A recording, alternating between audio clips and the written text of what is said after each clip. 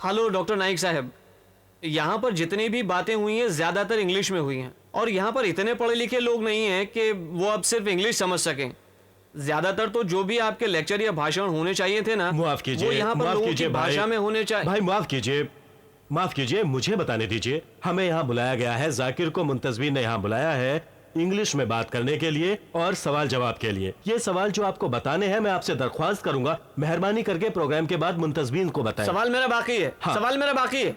हाँ, तो आप अपने सवाल पूछ सकते हैं ना, उर्दू में भी अगर आप सवाल पेश करेंगे इंशाल्लाह, अगर मुकर्रिर को वो इसकी वजाहत करेंगे और जवाब देंगे। नहीं बुरा है वेद और शास्त्र, और ना ही कुरान बुरा है।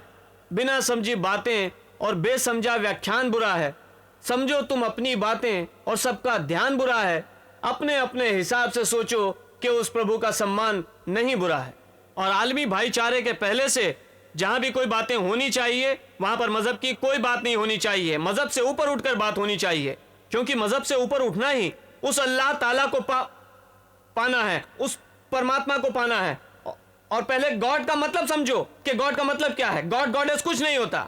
GOD वो बड़ी ताकत चला रही है हमारी उस कुदरत कायनात को। उस कुदरत के 3 हिस्से हैं, GOD गॉड।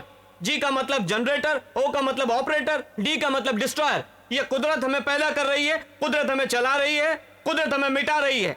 हमें पैदा किया जा रहा है, हमें चलाया जा रहा है, हमें मिटाया जा रहा है। इसमें गॉडेस और गॉड का कुछ भी मतलब नहीं है, और गॉड का असली मतलब कुछ भी नहीं है। अल्लाह ताला गॉड से ऊपर है, परमेश्वर गॉड से ऊपर है, परवरदिगार गॉड से ऊपर है।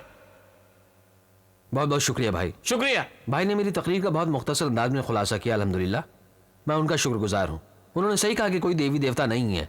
मैंने इसी की तशरीह की। उन्होंने हिंदी में समझाया क्योंकि जो इंग्लिश नहीं समझ सकते वो समझ सकें। भाई का शुक्रिया अदा करना चाहूंगा। उन्होंने बहुत अच्छी तरह समझाया, कोई देवता नहीं, कोई देवी नहीं, अल्लाह ताला, अल्लाह सुब्हानहू ताला बड़ा है, और मैं उनसे इत्तेफाक करता हूँ भाई, शुक्रिया।